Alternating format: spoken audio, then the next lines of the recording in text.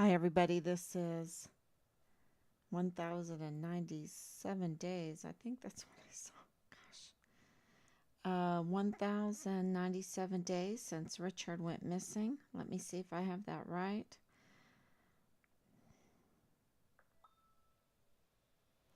And I am logging into Facebook right now.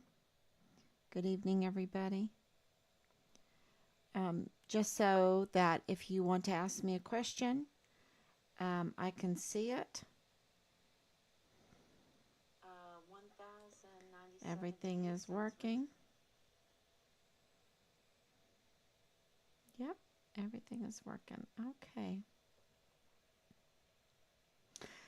All right, so tonight, 1,097 days since Richard went missing, I thought I would talk about secrets because secrets are being exposed. Maybe I should have put exposed secrets. And I, Rob and I and Team Find Richard Halliday, and I definitely can speak for Team Find Richard Halliday on this one. Good evening, everybody. Thank you so much for your prayers. Um, I can definitely speak for Team Find Richard Halliday on this one. When this started, we never, ever imagined that we would be exposing the level of secrets that we are exposing. Okay?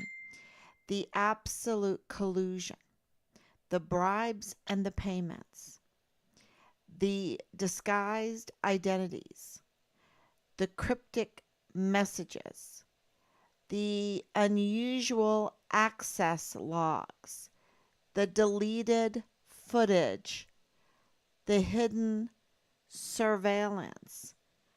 Um, that's a tip. That's a tip of the iceberg. Um, the the political pressures within the military hierarchy that are absolutely are up to no good. You see, they they knew, and from the very beginning, we would say the unit knows, right? Didn't we have even a T-shirt? Didn't we have a short campaign about the unit knows? The unit knows. Let's break the silence. The unit knows.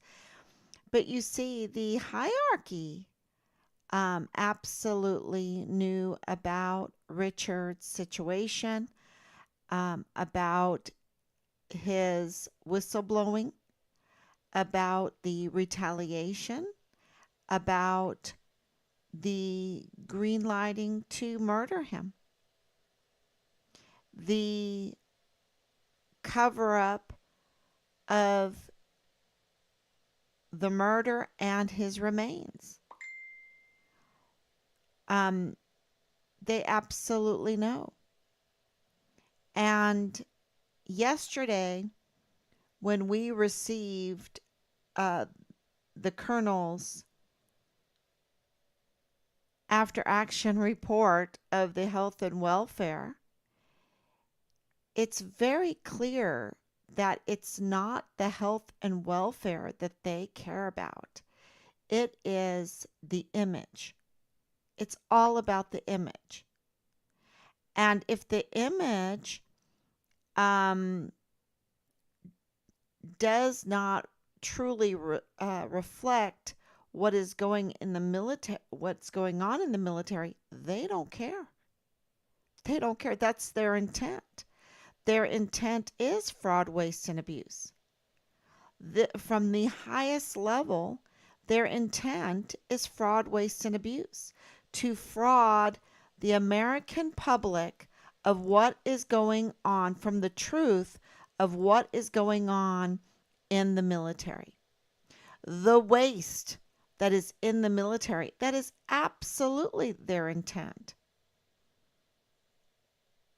And then the abuse of power, absolutely. The abuse on so many levels. And so we never expected such a change in the military. We knew things were not going well in the military because we've been connected to the military all of our lives. And that is why I absolutely begged Richard not to join the military and offered him $10,000 right then and there. $10,000. I'll find a way, make a way. $10,000. Um, and you can, you know, uh, he wanted to go into criminal investigation. That's what Richard wanted to go into. You see, that was his nature. His nature was to establish justice, to do what is right and good and benefit the uh, the community, the society. He wanted to go into criminal investigation, um, and he even there is even paperwork where he contacted CID to find out what he needed to do to become a criminal investigative um, soldier in that division. Can you imagine? I mean, that's how straight laced Richard was. Okay, he wanted to go and he felt that he had the character to pursue that kind of career. He found out very quickly that they are not what they seem to be. It's a fraud. They say their name is Criminal Investigative Division, but it's a fraud. It's a criminal cover up division. That's what it is. Just like um, this Thomas Kane, because you see, the one thing about the colonels, my mind is going in two different. I'm going to make two different points here. Um, Colonel Adamczyk, I think that's what his name is. What his after action report for the health and welfare shows is the SOP is not being followed and the discipline is not being taught. The esprit de corps is not there. The Medal of Honor ethos is not there.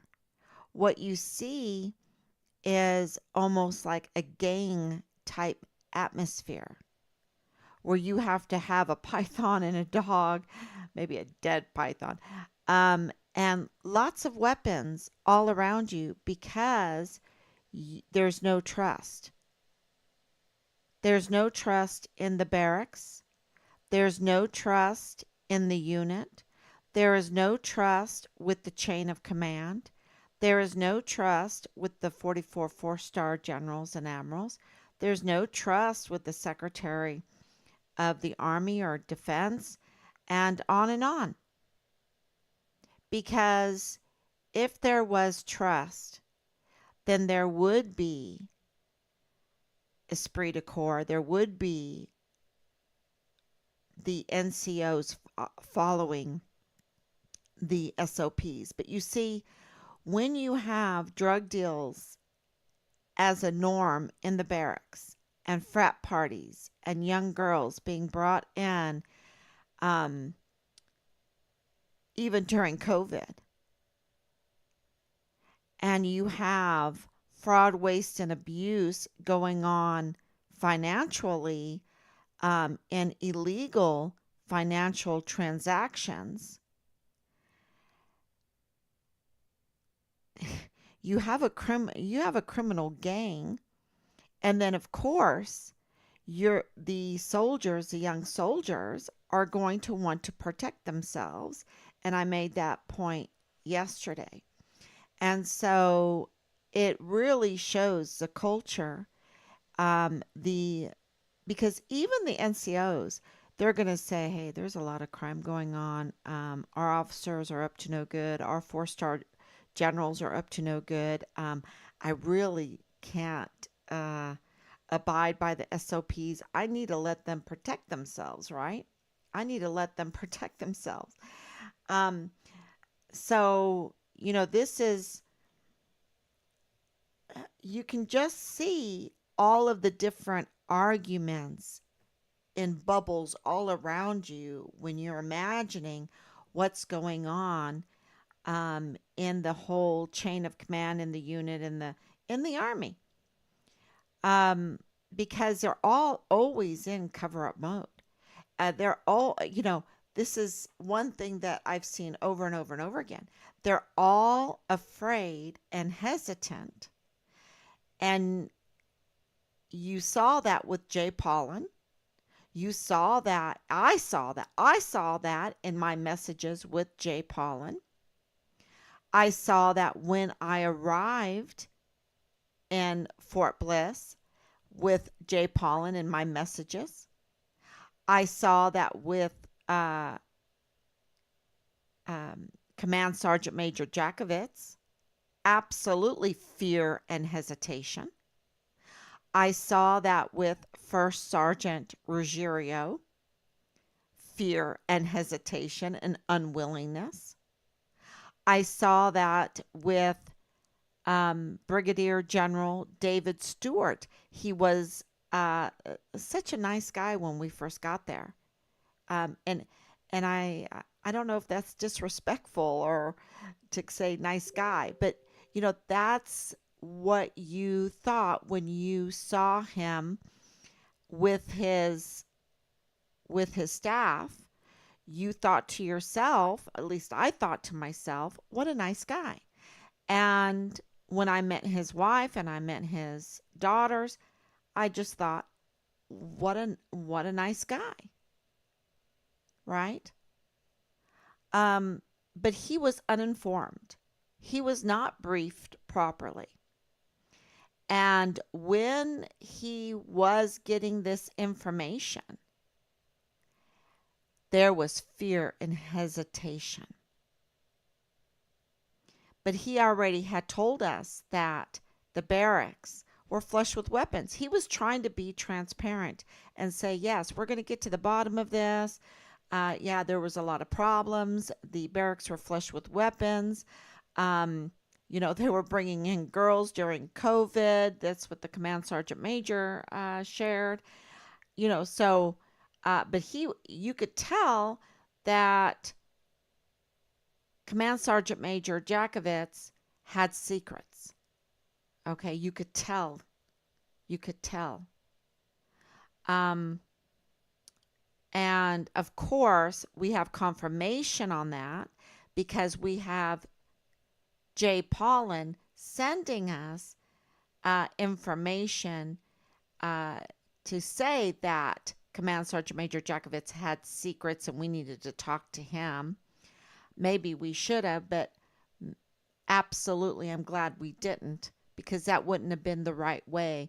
One of the things that we've tried to do because of all the people that come up to you and you don't know who you can trust, right? And the way they want to manipulate you and everything. Rob and I, with Team Find Richard Halliday, decided we have to just not panic because they were in panic mode.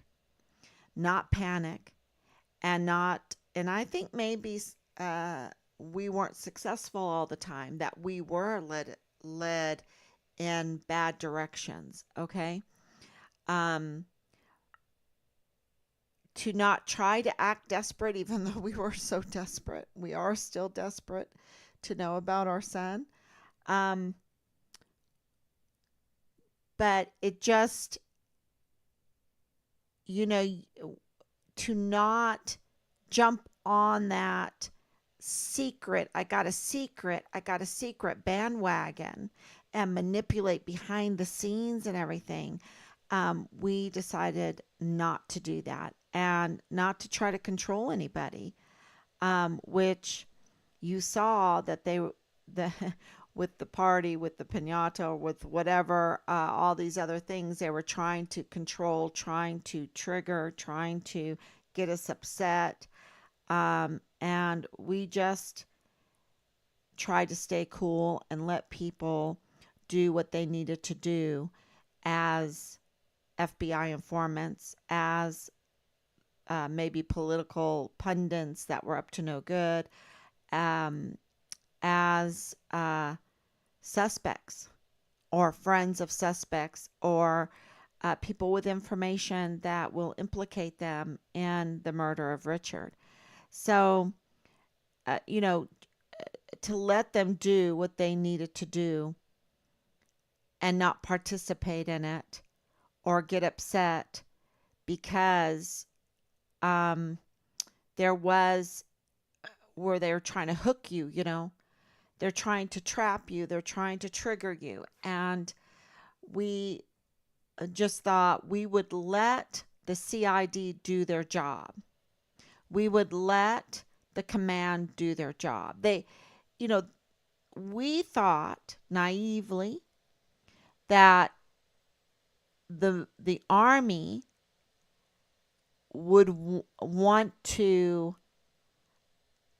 do the right thing for the country. Okay. We had no idea that we would uncover and expose the level of secrets, the level of fraud, waste, and abuse, the level of criminality that we have. And you can see that with the colonel's report yesterday that our intel from within Fort Bliss provided to us. And we have more and more being provided. And you see the criminality, not from my words. I mean, I absolutely say there's crime. But you have Thomas Kane, who, has a position there at Park University for law enforcement. This is a law enforcement community. Okay, that university is a law enforcement community, and the Lonnie Hart went there. And the Lonnie Hart, this is a small community. So all of the teachers, all of those involved know all the students, and all the students know all those involved. And, you know, um, it's no different. You can have trouble in that. You can have trouble. Even Tom Kane can have trouble at Park University in his time there. And, well, should I call it trouble or just being up to no good? I called Richard's, I made a chart at the beginning called Richard's Troubles. And Richard's troubles were the retaliation that he received unjustly. And I think there's another chart that needs to be made, and it needs to say Tom Kane's troubles, because there's so many. You have to organize it. Okay, Thomas Kane's troubles. He has a lot of troubles, and Park University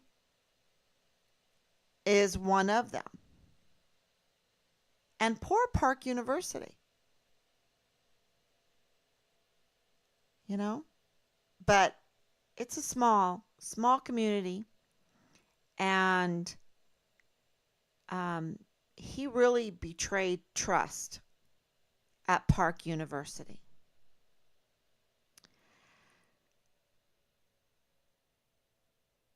Also, his huge position,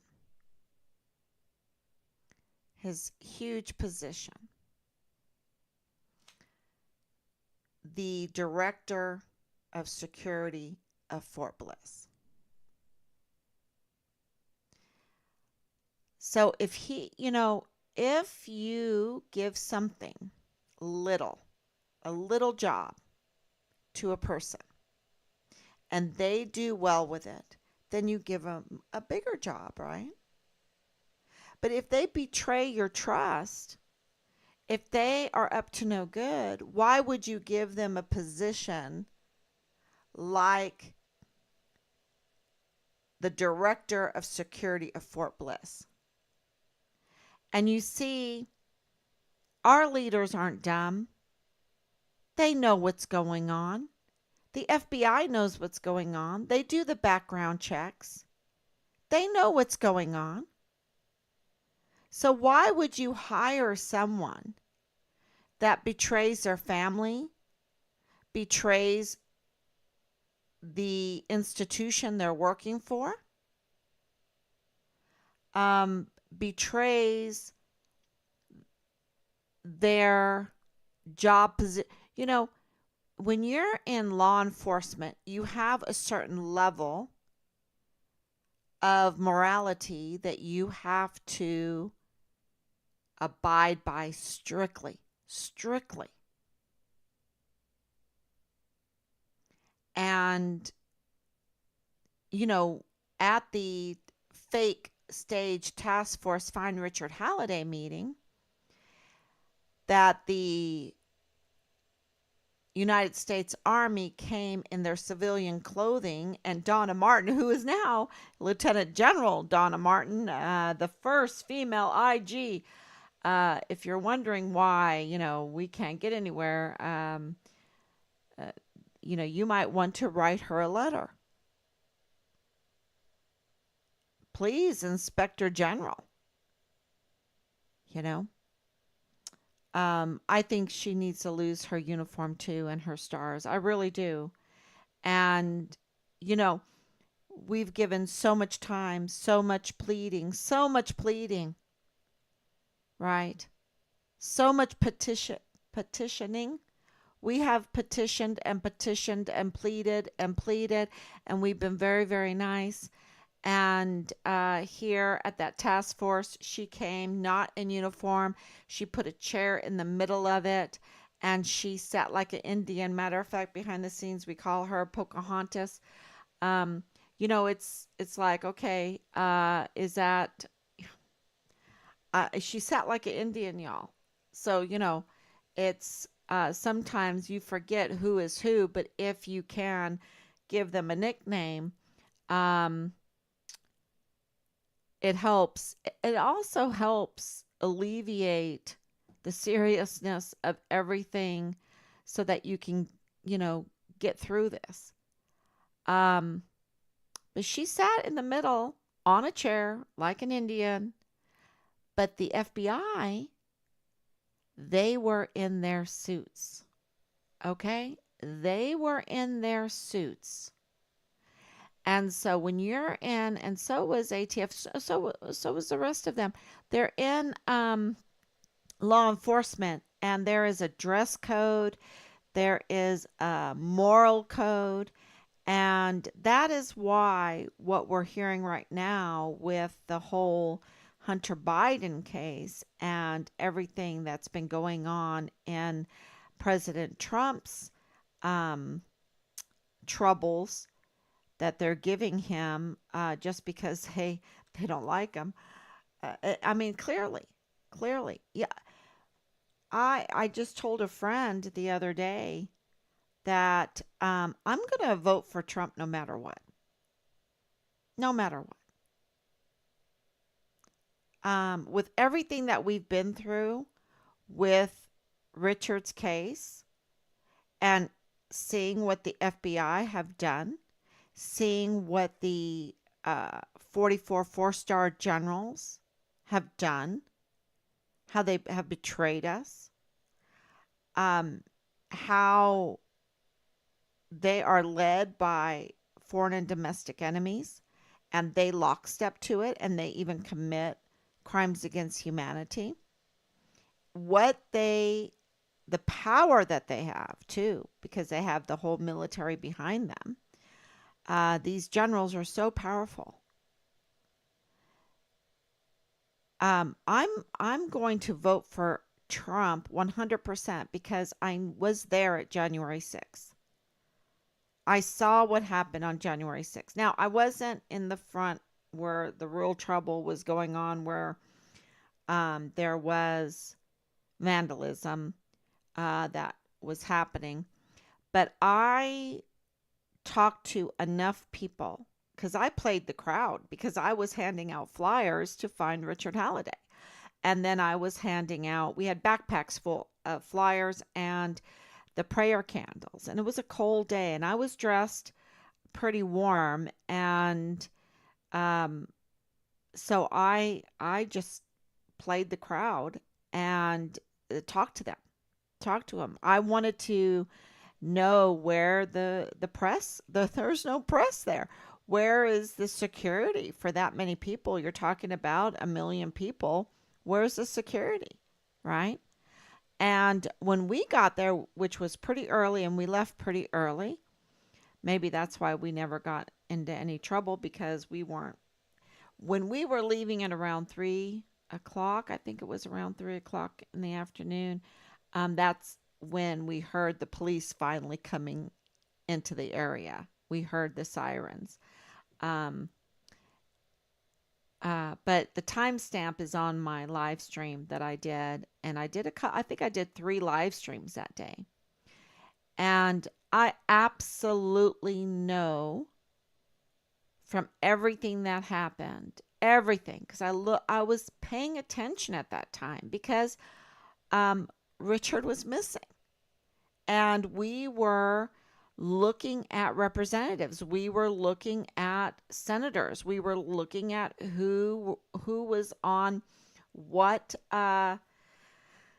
committee, right? Who is on what committee? Who can we reach out to? What can we were paying attention. And you know, I don't even know if it's worth paying attention to, but we were. And we were paying attention to the election because of it, because of the ramifications of the election to the committees, to who could help us, who would help us as Secretary of the Army. And of course, what was going on with Vanessa Guillen's case, um, and all of the 14, that whole debacle, uh, that was all going on. And so we absolutely know that the election was stolen from Trump. Absolutely. There's not a doubt in my mind.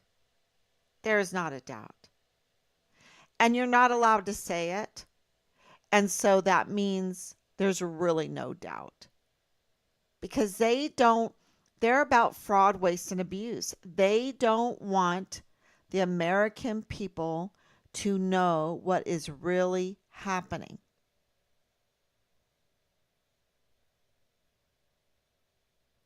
And you can tell pretty easy. I'm sure there's undercover secrets that I, am still hoodwinked with. Um, but one thing I'm not, and that is with Trump won the election. Okay, he won the election. And he didn't win because it got manipulated and stolen away from him. And that's very clear. And so, no matter what, we were discussing this, a friend and I said, no matter what, just for the sake of restitution, I'm voting for Trump. I'm voting for Trump. And I think it's beyond Richard's case here. It absolutely has to do with the fraud, waste, and abuse that our government has become. And I don't know if it's going to be a good thing. I at this point, I'm a little bit, I'm so frustrated with our system that I wish Washington D.C. would just go away. Just just close it all down. I don't even think we need Congress. With this, you know, always having this drama and drama and drama that they can't really have time to address real issues. That whole COVID, that whole, trying to impeach, all the politics, all they're there for is to service themselves, to try to convince the American people that they are working, you know, and they're not. They're working for themselves. They're, putting on a show. It's all, I, that's how I feel. And I just feel like it's so corrupt and it has sucked in our 44 four-star generals into that mix, into that political mix.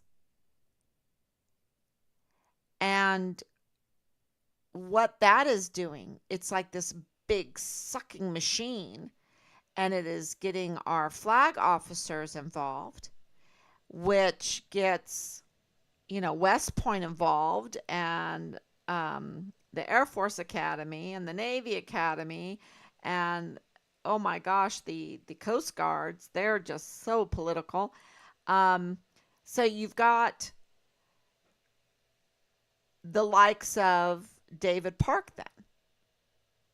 You have the likes of, these cliques in there. And there's no thought, regard for the real purpose of the military, which is to defend the Constitution, the land, and the people. And think about them. If you're defending them, then you're not going to do fraud, waste, and abuse. You're going to try to save them money, right? You're going to try to let them pursue happiness. Let them pursue uh, the dreams that they have in whatever occupation that they want to choose. And, um, but this is not what's going on. And so they like to tell us that this is going on. This is the fraud again. And so if they're going to do it at that level, right? And this is the point that I'm trying to make. If they're going to do it at that level, well, what happened to Thomas Kane is he was unsuitable for his position because the life that he is leading is not what you want as a director for security of Fort Bliss, a huge military installation right there in El Paso, the sister city of Juarez, Mexico, right there on the border. You don't want the likes of Thomas Kane being in charge of security because he is easily persuaded, he's easily corrupted, he's easily blackmailed. And he just doesn't have the moral fortitude to be a law enforcement officer. And how dare I say this? Well, because in June 9th to be exact, we sent him a very nice letter for opens records request. And we received confirmation back that he intentionally did not respond to us. which means there's a huge possibility that he buried our opens records request. Think about that. This is a family just looking for their missing son, soldier son on Fort Bliss. And he intentionally did not respond to us. Think about that. And it's a federal crime, by the way. He knows it is because he's in law enforcement. He knows the law. He's been teaching it there at Park University. So you have someone willing to commit a federal crime that is just morally sick, not responding to a family looking for their missing soldier son, young son, who he absolutely knows all kinds of information surrounding and in that investigation because he was part of the investigation. He was meeting with Marlon Soto. He was meeting with the commanding general. He was in those meetings. He has the surveillance footage. He knows of the hidden surveillance footage. He knows of the deleted footage. He knows of the manipulated footage. He knows of the unusual access logs. He knows of the cryptic messages. And because he knows that, he went into the JAG the other day and said, Fort Bliss is working outside of the law. They are criminal and they use retaliation to illegally. They retaliate.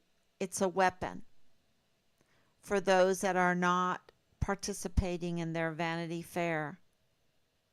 He said that, not me. It's like this Leilani Hart thing. They're not even addressing Leilani Hart. Leilani Hart, who has a CID file, an FBI file. We have the numbers. We have the CID file number. We have the FBI file number. They confirmed it. And we also have the notary public who had it in his hand, who notarized it on the 22nd of July, 2020. There's more. Because we have now intel coming out of Fort Bliss, we know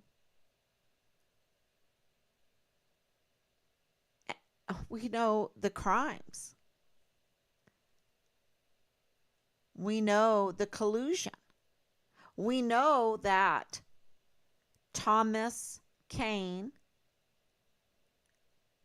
and I would say James Hart, they know each other. And Leilani Hart. And there's another.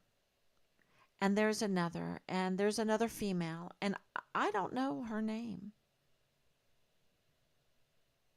I mean, this is a new name. I know her name, but this is a new name. And she's from Park University. But she has ties to Fort Bliss. And she has very close ties to Thomas Kane.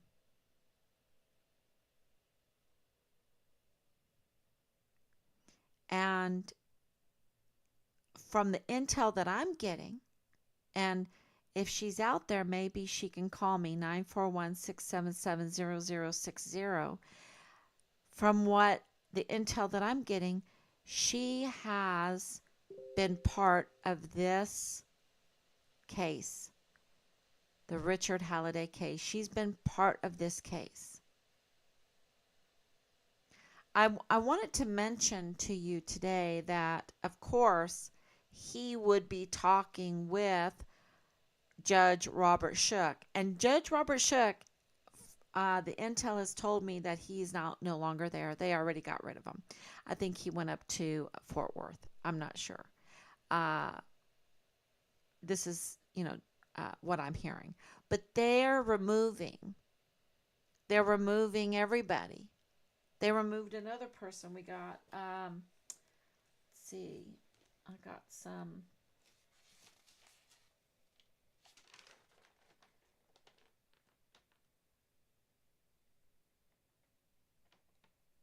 Who was it that left? Oh well, I have to look. I try to do everything by heart. Um, but another person left too. There, and of course Daniel, the JAG person that whatever. Um, he told us that they were going to do that. He told us they were going to all leave. And what they say is, oh, this is normal for the summer in the military, and it is, but not when you have a case like Richard Halliday. You flag them. You flag them and you keep them in place, and you do an internal investigation, which Lieutenant General Bernabe, refused to do. And so Clem Coward is implicated. Lieutenant General Bernabe is implicated. Of course, Lieutenant General Donna Martin is implicated. Of course, General Garrett is implicated. Of course, General McConville is implicated. And I'm sure many more. I'm sure many more. And what was their choice? Their choice was bad press, or we give Richard justice. Their choice. McConville's choice. Bad press, or Richard Halliday gets justice. Donna Martin's choice. Lieutenant General Donna Martin. Bad press, or Richard Halliday gets justice. Lieutenant General Bernabe's choice.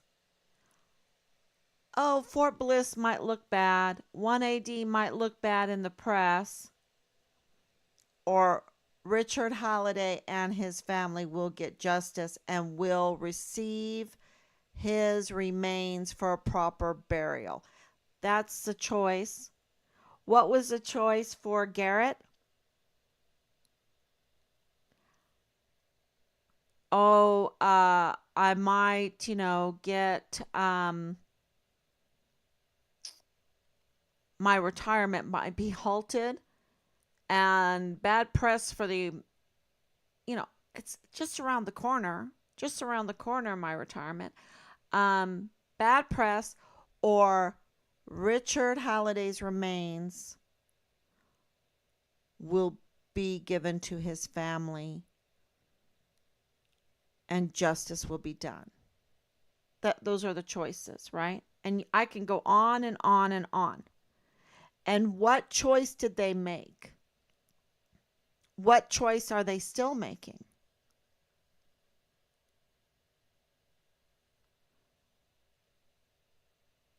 I will tell you this, it's not for Richard Halliday, Richard Halliday's remains, Richard Halliday's family to honor humanity, to be humane, to human life is important to them, that our volunteer sons and daughters are important. That's not the choice they made.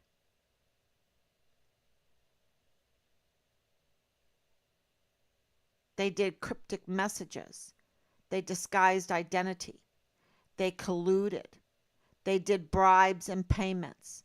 They did hidden surveillance. They deleted evidence. They tampered with evidence. They tampered with witnesses. They they did an illegal search on our home. They denied us due process. Are denying us due process.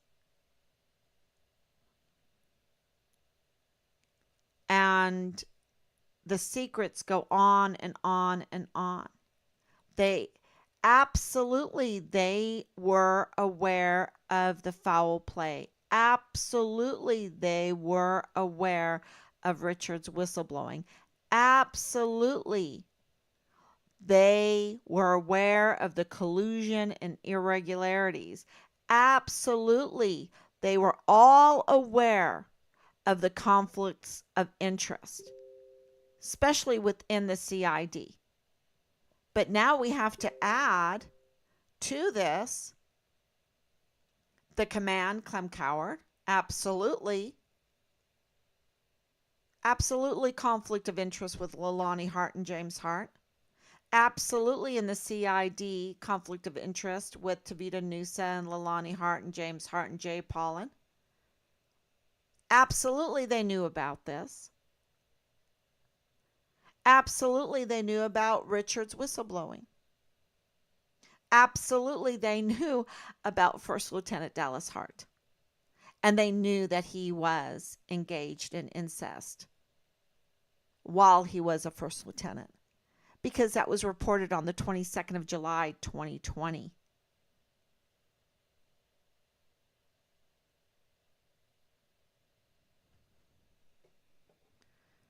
Absolutely, they knew about the 7-year-old being raped in Leilani Hart's master bedroom by multiple members of her household.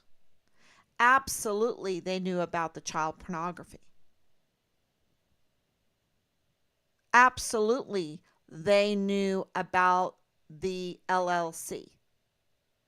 Absolutely, they knew about the criminal syndicate. And they chose that is detrimental to our Constitution. They chose, and I'm talking about McConville. I'm talking about the Secretary of the Army. I'm talking about Congress. I'm talking about the Senate. I'm talking about the judge, Judge Robert Lee Shook. I'm talking about Donna Martin, the IG, the first female IG. I'm talking about Garrett, General Garrett. I'm talking about Clem Coward. I'm talking about the movers and shakers, who I might not know their name.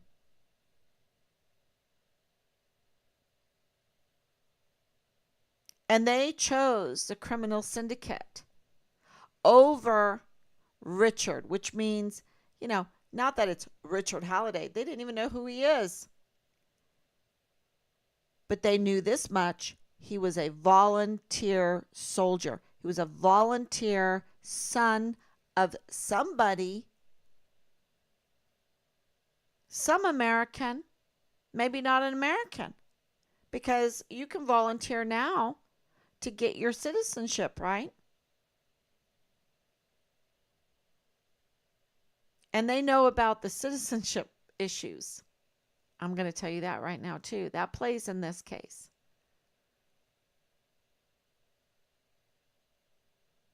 That's something new that I'm just now letting you know because of the intel coming in.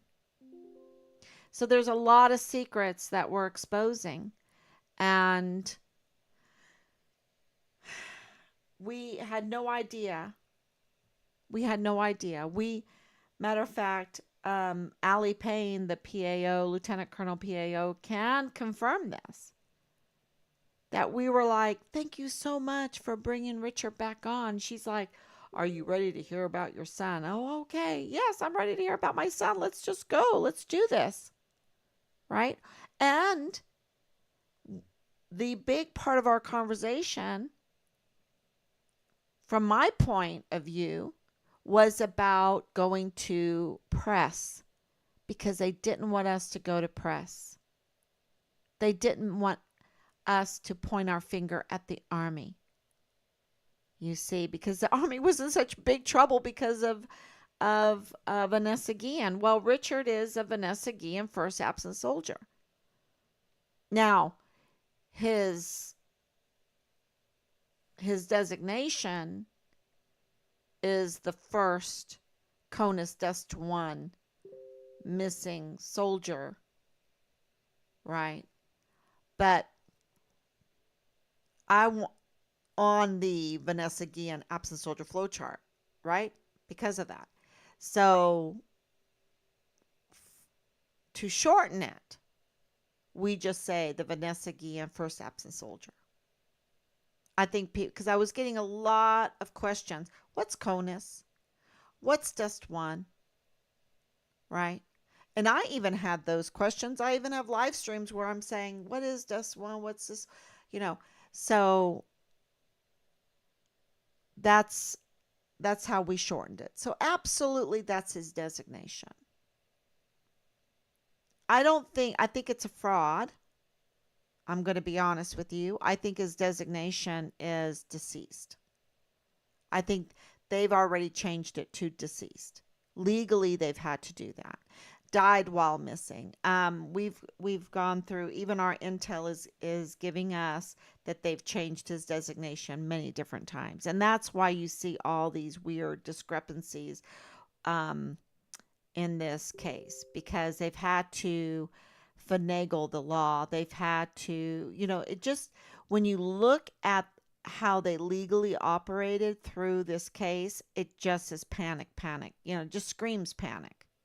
It screams cover up and panic because you don't want the media to know that you have the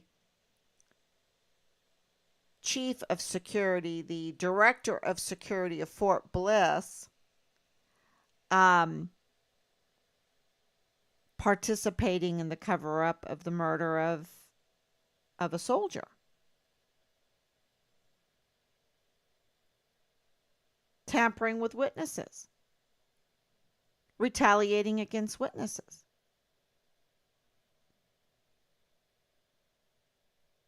And more. What about the surveillance footage? What about the hidden surveillance footage? What about the deleted footage? What about the manipulated? What about the, you know, all these things that we're getting intel for?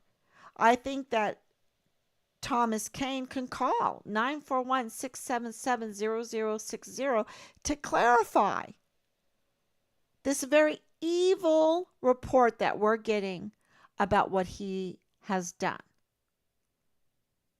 in the case of our son. This false narrative about Richard. The cover up of him being a whistleblower and trying to change the narrative and make him look like he's a bad guy. He participated in that.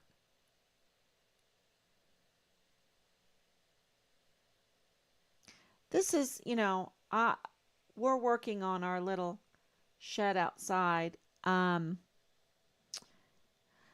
I was working out this morning out there. And it just came to my head. It was like, oh my gosh, I was thinking about so many people involved in this. And I'm like, oh my gosh, they're going to hell. They're going to hell.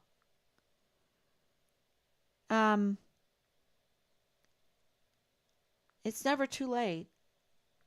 And I really don't even like saying that. I'm just telling you, I don't know if I feel that way. I'm just saying, here I am working, cutting insulation and stuff. And in my mind, that's what's coming up. They're going to hell. Now, I'm not damning them to hell. Only God can do that. I'm just saying the level of evil, fraud, waste, and abuse, the cold-bloodedness of this, them knowing and letting us be there and do this day in and day out. And, you know, I wonder what they're thinking sometimes about all of their evil deeds being exposed. I mean, let me tell you, Thomas Kane, um, it's bad, y'all. It is so bad because, you know, we know we have problems with university professors. We know we do. But we're talking about the director of security of Fort Bliss. Fort Bliss. We gave him so much. We we trusted him with so much. With so much. And y'all, fraud, waste, and abuse. I mean, this was just standard operating procedure. Richard's case was just standard operating corrupt procedure. That's why they all did it. Because they've been doing it. They've been doing it.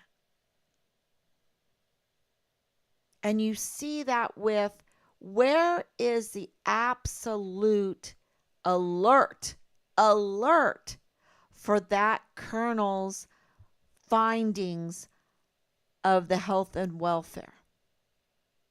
That should be like blown up in the media.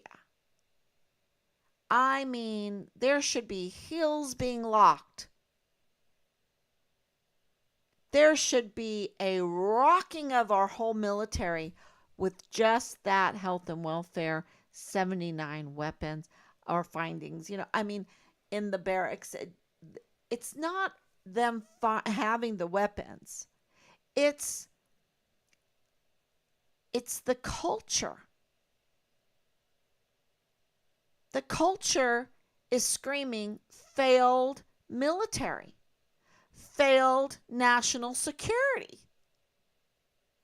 That's what it's screaming to me when I read it.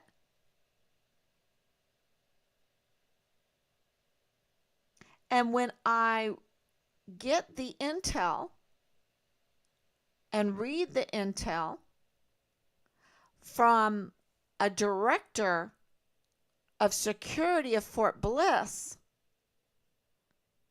and his involvement in what is going on with our son's case in regards to Thomas Kane,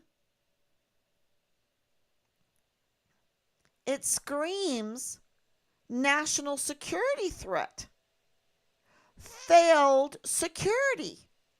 Failed security. Who is he giving security passes, installation passes to? Who, if he is colluding with Leilani Hart, who is he giving passes to?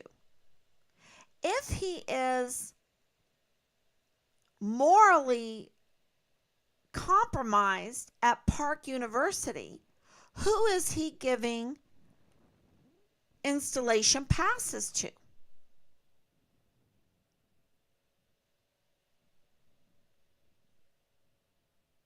What is going on at Fort Bliss?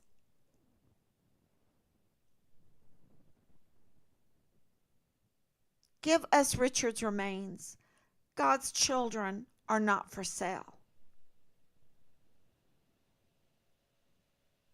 Stop the fraud, waste, and abuse. And we need accountability because we have leadership right now that is such a failed leadership that we don't need enemies, because with leaders like this, who needs enemies? We have our young people going to jail, becoming murderers, becoming drug addicts, becoming alcoholics, becoming what do you call that when you escape over to North Korea? Um, Yeah. What do you call that when you escape to a different country? We've had two of those. We've had, I believe, 8 suicides in 7 months, and that PTSD and cold blooded, and you know, look at the paralegal. The paralegal is the way he talked to me, the way he had no regard for Richard. None. Zero. A negative regard for Richard. Look at these keyboard witches that like to make their brew pull out whatever out of their pot, um, to try to sway the narrative on what, a missing soldier. That's what they're trying to sway the narrative on, a missing soldier.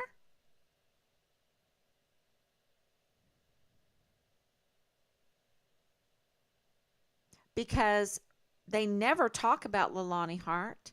They never talk about the lack of official communication, the intentional disregard of our open records requests,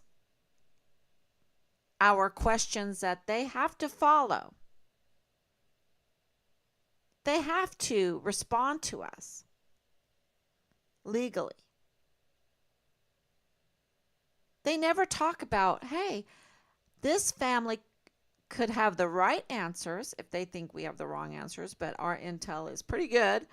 Um, if they think we have the right, need a correction in our answers, then why aren't they hammering the Senate Arms Committee? The Why aren't they hammering one that sits on the Judicial Committee and Arms Committee, like Veronica Escobar?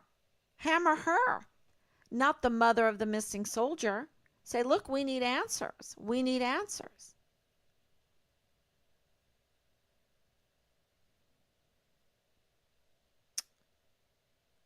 Write letters to Major General Eisenhower, because we know that Lieutenant General Sean Bernabe already made his decision. I had some notes on that.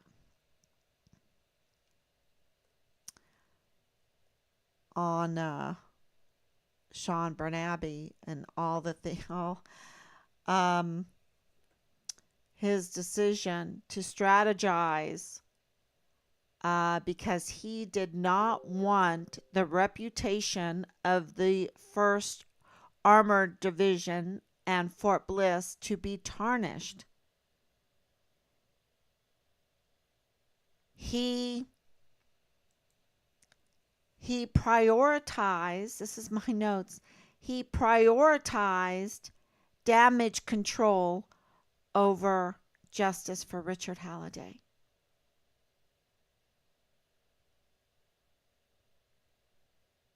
So Lieutenant General Sean Bernabe got help.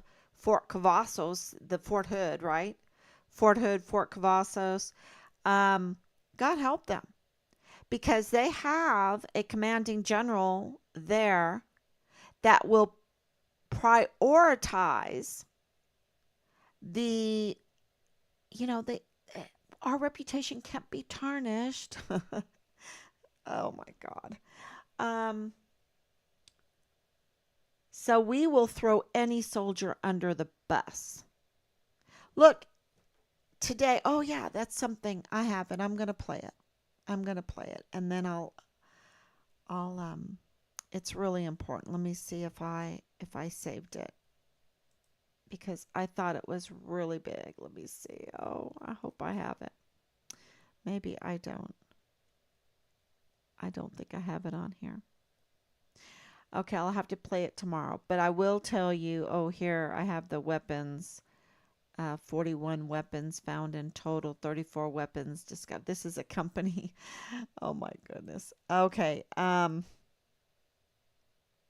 National security threat. a failed military.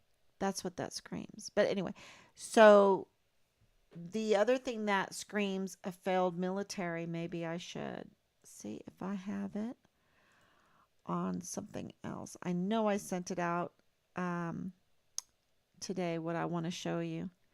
But it was that in the congressional hearing for today, I believe it was today, um,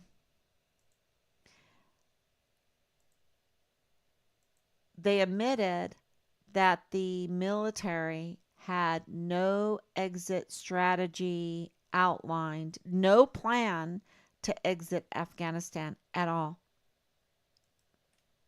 They had nothing. They were too busy. They were too busy to create an op-ord for exiting Afghanistan. I was, yeah, let me see. See if I put it here. I can't remember where I put it. Nope, I don't see it. I'll have to find it. I'll have to find it. But anyway, but it was a cut from the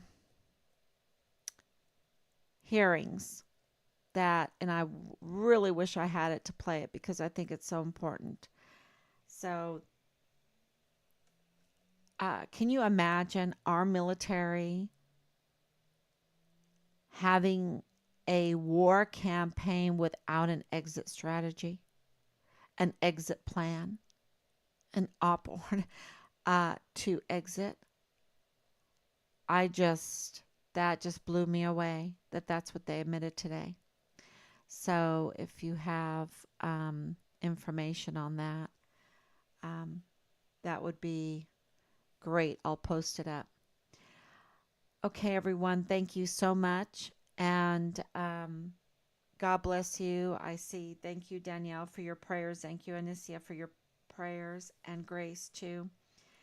Um, and tomorrow we will have more because there are a lot of things happening behind the scenes. And so, God willing, we'll be here exposing more secrets, secrets, secrets, secrets. And I'm going to tell you they're secrets from McConville, secrets from Bernabe, secrets from Martin, secrets from Garrett, secrets from uh, Judge Shook. And of course, from the director of security on Fort Bliss, y'all. You need to call or contact Park University and also Major General Eisenhower. It's so bad, y'all. And this is our country. I mean, if they will do this to Richard, they have done it many times before. Many times. And it's an outrage because they're doing it on our dime. And they get emboldened. And they just think they deserve their retirement. That their retirement is that their position and that their retirement has nothing to do with the covenant that they made with us. Okay, they're the ones that raised their hands and said the oath. When you break a covenant, that all of that, all those benefits, all of those perks go away. In my estimation, they should go away. Why should we pay for them to be criminals? To cover for criminals? And to do what they did to Richard, to many other sons and daughters. So, Jay Paulin, Michael Ruggiero, David Park, Michael Roddick, Clem Coward, I think it's Dauber. Um, I've never focused on that, but I need to. Um, McConville, Garrett, Martin, they all need to be stripped from every privilege, every title, and every privilege. And same with Thomas Kane. How dare they have that moral breakdown, fraud, waste, and abuse, the boldness, the brashness, the absolute tarnishing of our country, the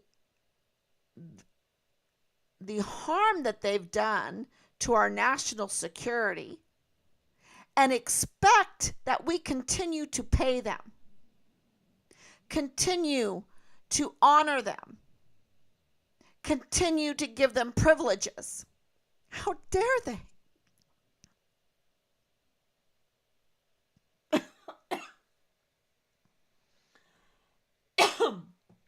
How dare they? Okay, everyone. I will see you tomorrow, and God bless you for coming on and staying with us for so long. All right. Bye-bye.